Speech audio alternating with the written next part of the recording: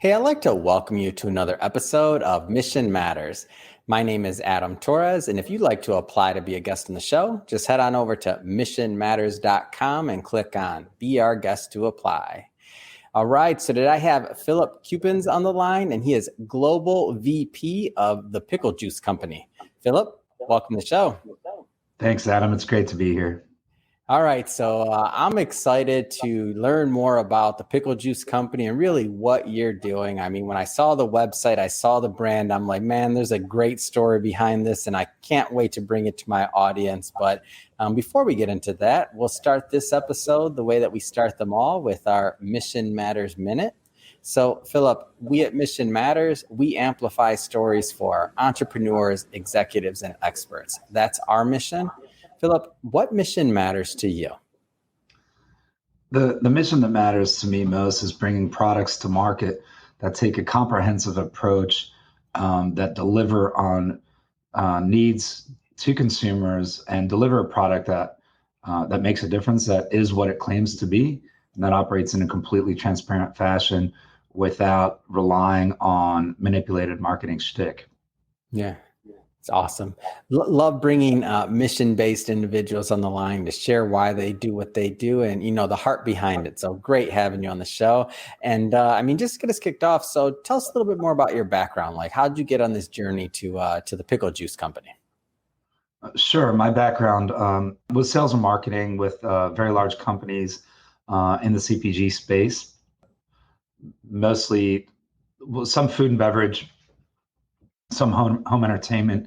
Yeah. If you guys remember what DVDs used to be, I was in that space for a while. And then if I'm being completely honest, I sort of fell into the hyperfunctional space. I'm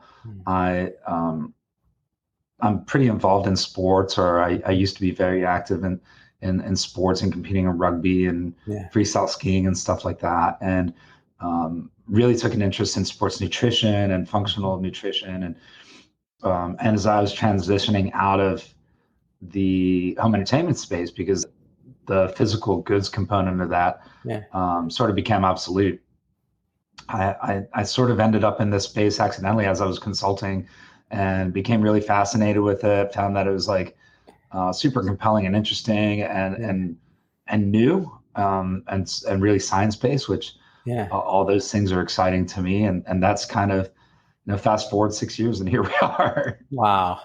I like how this happens. Like these zigs and zags in life, like sometimes lead us to our mission and lead us to where we find that calling and what we're drawn to. I mean, so you were an athlete and you're working in this space, obviously as a participant, as an athlete. And then you get the opportunity to kind of pair what you like doing also with the passion. Like what draws you to this whole space in general? Because I feel like it's unique. Sure. I think you hit the nail on the head. It's being drawn to eventually something that you're passionate about, right? Rather than something that you're willing to accept. So I think that if we allow our journey to be kind of flowing and open and we seek things other than what are traditionally defined as success, more validation and directional worth and leaving an imprint, we usually end up in the space that we're, that we're passionate about, because you naturally gravitate towards those things, right? Yeah. So I think that's kind of how I ended up here. Yeah. It's interesting the way it happens, but I see it time and time again as I speak to, executives from different walks of life. And we kind of, we have these discussions, do these interviews, and it's just like, man, how were you drawn to that? And it's like, man, I don't know. It just kind of like matched up and drew like, and before I knew it, like I grew the career, I did this and this and this. We grew the company to whatever XYZ revenue was their level of success. And you just see these things happen. I just think the evolution is in the process is interesting. And so I know there's some people, let's just say, that'll be watching this. Maybe they're just graduating college, or they're a little bit younger and they're not quite as far along in their career as you are. What kind of things would you tell them, just kind of based on that journey and finding yourself through that career? I think be patient with the process. It doesn't happen overnight. But at the same time, pursue things that you genuinely care about. and understand the difference between a compromise in principle and a compromise in and something that's just pragmatism based, right? Because a lot of times people struggle to figure out the difference between the two. So we make little things out of big things and big things out of little things, and to know the difference, right? It's the old the serenity prayer that says that the essential based on knowing what you can change, knowing what you can't change, and having the wisdom to know the difference, and really taking that to heart and being patient and appreciating the process. Typically the short way is not often the right way in the end. So that I think that's the advice I would give. It probably not what most people want to hear. They're like, how do I get there now? I love it. I'm like, we get the serenity. Any day that we can get the serenity prayer worked into an interview is a good day. So I'm in. I buy into it. Let's switch it up a bit. So I want to get into the pickle juice company. So for those that have not heard of it yet, I guess let's just start with tell us a little bit more about the company. So it's got nothing to do with pickles. Pickle juice is a trade name like Band-Aid or Xerox or Kleenex or Thermos. But in short, it's the only product on the market that's scientifically proven to stop and prevent muscle cramps. And we do it by taking the concept of functional food and beverage and taking it from a physiological level to a neurological level to disrupt the nerve receptors that cause muscle cramping. So this product is used by athletes and weekend warriors and people who get nighttime leg cramps in the evening all over the world because it works so well. And it works so well because it doesn't have to wait for the body to absorb anything. It works at the neurological level. So if you're experiencing a muscle cramp, you consume our product and 60 seconds later, it's as if it never happened. So it's pretty wild how well it works. And we joke around here that we're really a bunch of scientists masquerading as CPG people. So we really enjoy the science and developing these things and exploring, the amazing capabilities of the human body and how to interact with it on a natural and holistic level. That's not, just a bunch of snake oil.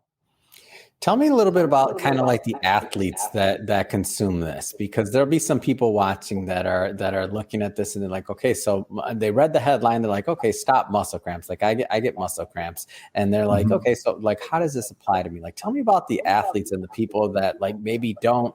I feel like most people that suffer from this don't know that they don't have to suffer from it. I guess I'll start there. So maybe tell us a little bit by using something like the pickle juice, or using pickle juice in this case. Tell me a little bit more about that and like the athletes that use this. Yeah, so we're really well known in the endurance space, like the ultra endurance space, like endurance cycling, ultra running, and some other lifestyle sports like rugby. Largely because a lot of us came from the rugby space ourselves, but it's really any athlete that gets muscle cramps, and a lot of them get predictable cramping. We find that it's more common with where athletes are surging their energy expenditures. So that if you, like we see it in soccer, fairly commonly in rugby, in certain positions where you're going like stop starting for a long period of time. I experience it in cycling when usually if I'm doing like these 100-mile rides at mile like 50 or 60, I start getting like twinging, and that's when I start taking the product to prevent that from twinging from breaking through to a cramp. But it's not just those high level athletes. It's like the kind of weekend warriors, that the folks that are just out, getting exercise. I mean, frankly, it's any environment that could contribute to experiencing a muscle cramp is one where our product can really help out. And it doesn't have to be refrigerated. So a lot of people just carry it with them. We've got about 2/3 of the NFL using the product now. The athletic trainers are just carrying it with them. We're getting more and more people from the NBA, MLB, and those like main American sports, some NHL now as well. A lot of partnerships in the NCAA. A lot of universities are buying our product now as well, and then international sports as well. We've got a few athletes competing in the Australian Open today that are using our product, including a couple of brand ambassadors. So it really is exciting about how well this product's been received, and it's kind of funny, my contemporaries, old aging athletes, are kind of like, where was this when we were competing? And when it comes to handy? This is awesome, and I just think it's such a great success story. And obviously, in your role, seeing things from the global perspective, I mean, what is it like building this brand with these amazing other brands, right? So essentially, these partnerships like NBA, like NFL, like all these things that you're mentioning, international. Like, what does it look like to take, as you mentioned before, that a bunch of scientists posing as CPG product, I think you said distributors or something like that, and then really just getting this into the hearts and minds of both the elite athletes and world-class athletes and the weekend warriors out there, right? Like, what does that look like? Yeah, it's a pretty unique go-to-market strategy. We sort of created this hybrid between a traditional CPG model, a mission-based model, and an experiential model. So we don't do any paid advertising. We rely entirely on sort of editorial exposure, as well as a lot of grassroots word of mouth stuff, because we really want our product to speak for itself. So a sort of very simple description of our expansion model, where we go into new territories, is we make the product available to the highest echelon of the sport in that region. So, in Benelux, it would be cycling, for instance, whereas in New Zealand, everything starts and stops with the New Zealand All Blacks, their national rugby team. And then, in India, the focus is on cricket, which actually was helped by the Australian cricket team that was using our product. So what we really try to do is start at the highest level of sport that's very high profile, make the product available. And we've never had a story where it's not immediately accepted, because we're like, look, just try it. If it works, great. If not, no harm, no foul. And then that word kind of trickles down, and we say, look, all we ask is if this works, we'll make this product available to you guys directly. We'll drop ship it. And we just ask that you acknowledge that you're using it. That's it. Nothing more. Wow. We take that leverage, and then it filters down to the masses, and then it creates organic consumer demand. And that ultimately results in, usually it starts with B2C distribution and eventually B2B distribution. So it's more of a slow rollout, but it's very much a sustainable rollout as well, which helps us, being, an emerging company that's growing so rapidly, really protect our financial assets, so that we're not just, throwing a bunch of stuff at the wall hoping it sticks. So we're really creating genuine consumer demand before making the capital investment into a new territory. And it seems like, and the first thing is, your product works. So people know you're going to get a cramp, and you feel that, like you said, that little twinge or something else. And you're an elite athlete in one of these, teams or markets, and you take the product, it goes away, it works. Like, that's the first basis, is that the product works. So then it's the next thing is the adoption side of things. But that product working part, I don't want to glance over that. I know you mentioned it, pretty briefly earlier about how it works, but maybe go a little bit further into the detail of how it works. Yeah, I can talk a little bit about the science of the muscle cramp. So for years, we've been led to believe that a muscle cramp is a physiological issue. But in 2010, a research team out of BYU, led by Dr. Kevin Miller, discovered that muscle cramps are actually neurological in nature. So the science is really, really new, right? Only 12 years ago did we change the idea that cramping could be a neurological response to a physiological trigger. So Wow. we started looking at different ways to deal with that. So we did some very anecdotal type testing and said, okay, well, we heard that pickle brine, the stuff in the jar, was used as an old remedy back in the day, and everybody just assumed it was the high sodium content that contributed to the relief of cramping. And during some really rudimentary testing, we discovered that it was actually the vinegar, not the sodium, that helped offset that cramping. So then we did some deeper diving. We did our own research, and then in 2015 came up with a formula where we identified an exact grain of acetic acid using a blend of vinegars to directly target the neurological pathway that's causing the cramp. So in short, when your brain's responding to a physiological trigger, whether it be circulatory driven, electrolyte driven, stretching, hydration, whatever, and saying, hey, something's wrong.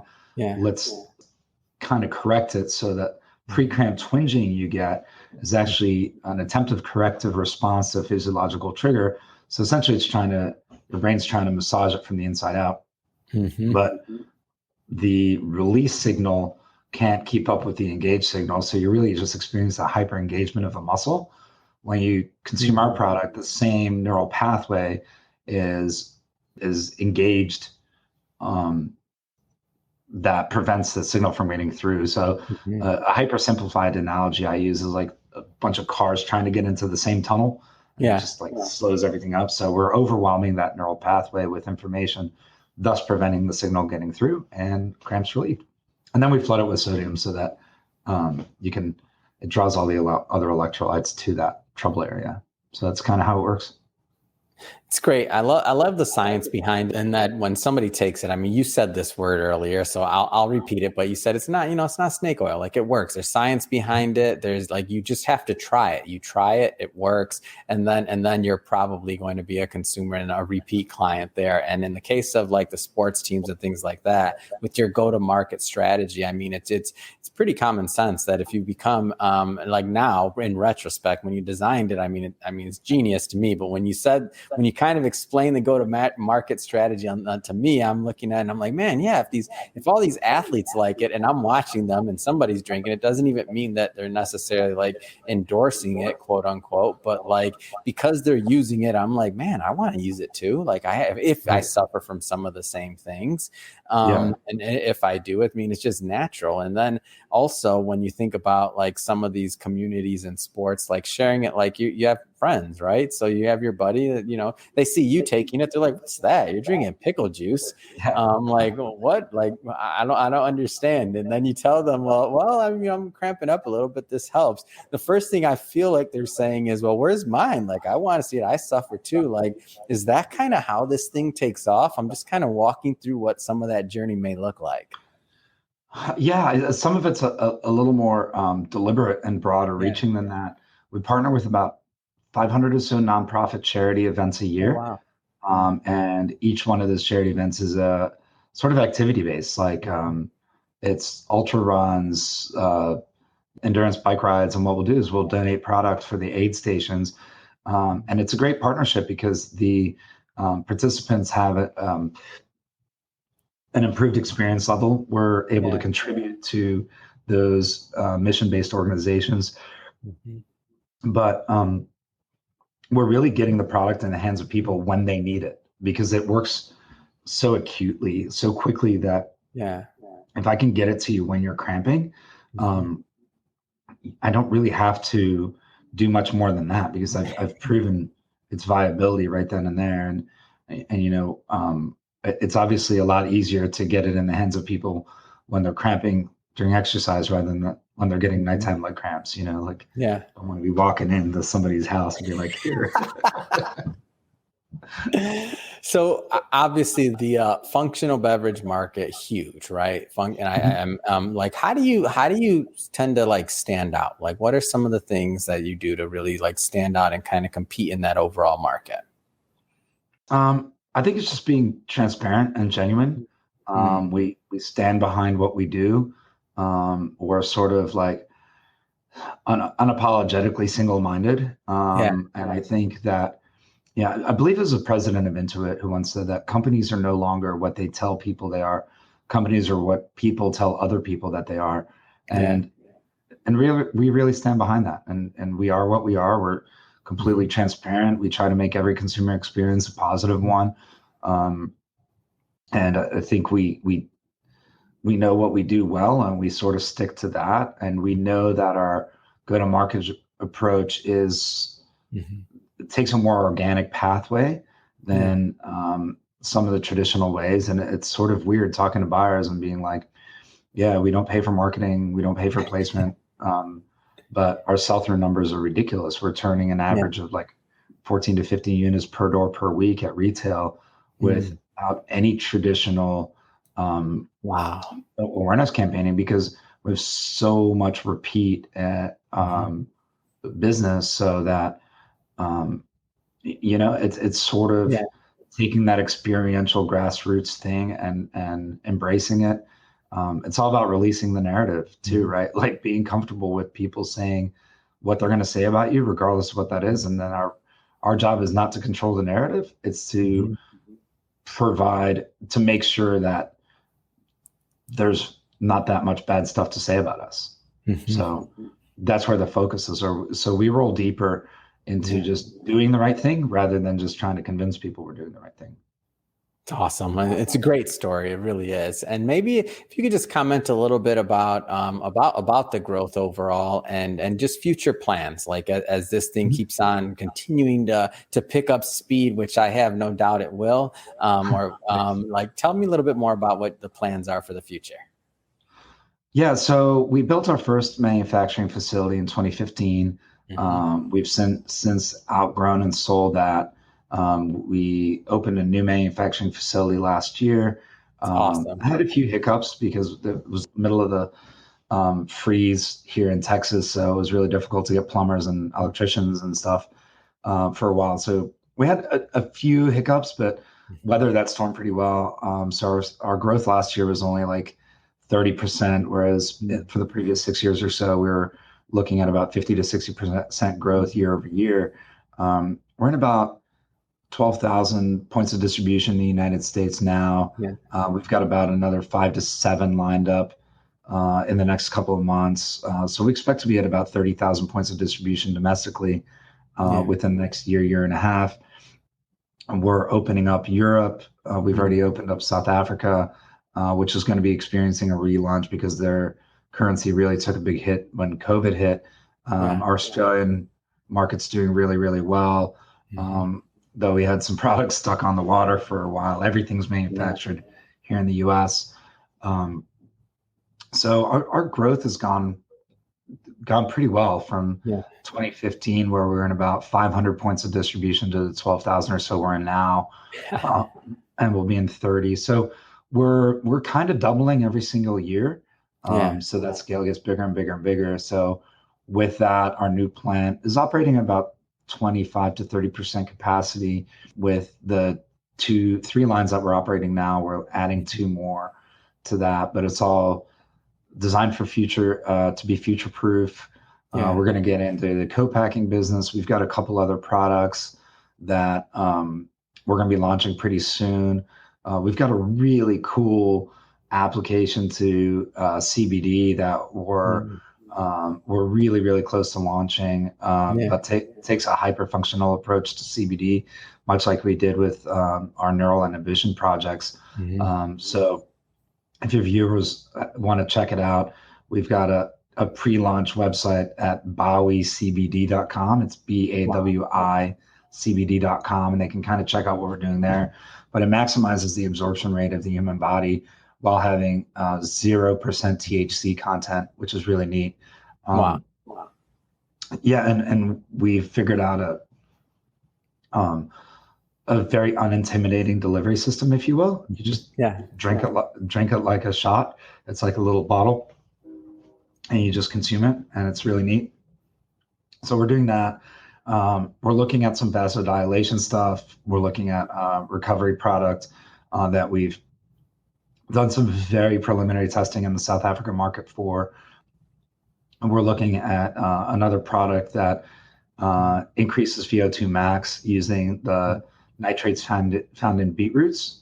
So we're concentrating the nitrates in beetroots to help improve the body's red blood cells oxygenation levels, which results in an increased VO2 max of like 3 to 5% over the course of several hours. So that's really cool once I figure out how to prevent it from fermenting. So the problem is when we started formulating the product, we realized it was turning into like a very unpleasant version of wine. I was just going to say moonshine. What? Yeah, it's not great. It's not great tasting, but the fermented version. So we're trying to figure out a way to stop the fermentation without, there's one of two things we can do. We could add preservatives, which we're kind of resistant to. We'd like all of our products are USD organic or certified at 100% natural, and that's kind of the pathway we want to stay down. But the other option is to hot fill it, but we're not entirely sure what that does with efficacy. So that could potentially delay our launch a little while longer. So we've got a lot of stuff going on. It's pretty exciting. Man, that's exciting. Sounds like that factory's gonna get humming. As all these products come out, as more things happen, it's just gonna get bigger and bigger, which is exciting. So you mentioned one website, so I'll ask you to leave some information here because I want my audience to definitely go and check out Pickle Juice and the Pickle Juice Company. So what's the best place for people to connect overall? And also that website, one more time, you mentioned for the CBD product that'll be coming out soon, the pre-launch, I should say. Yeah, so you can get more information at picklepower.com. That's we've got a bunch of links to the science and stuff there as well. Actually, we share science from competitors or people that attempted to compete. So again, we're all about transparency here. Our CBD information can be found at Bawi, BAWI, CBD.com. Or people can just come visit us in Mesquite, Texas, if they're ever in the area. Come on. That's awesome. It's cold right now. It'll be nicer next week. Oh, that's great. And we'll put my team will put all the links to all the websites and things like that in the show notes so that my audience can just head on right over and check out the websites and if they're experiencing muscle cramps or any of the other things that we mentioned, I mean, definitely pick up some. So great stuff there. And to the audience, if this is the first time that you've ever been with Mission Matters, we're a platform that's all about bringing out entrepreneurs and executives and experts and really having them share their mission. Like, how do they go out and tell their story into the world? How are they adding value to the marketplace? If this is the type of content that you like or you're into, I definitely invite you to hit that subscribe button because we have many more mission-based individuals coming on the line, and we don't want you to miss any of those interviews. And Philip, really, it has been a pleasure. I really appreciate you bringing the story of the Pickle Juice Company to my audience, and I learned a lot. I hope they did as well. So thank you again for coming on the show. Thanks for having me. It was a lot of fun.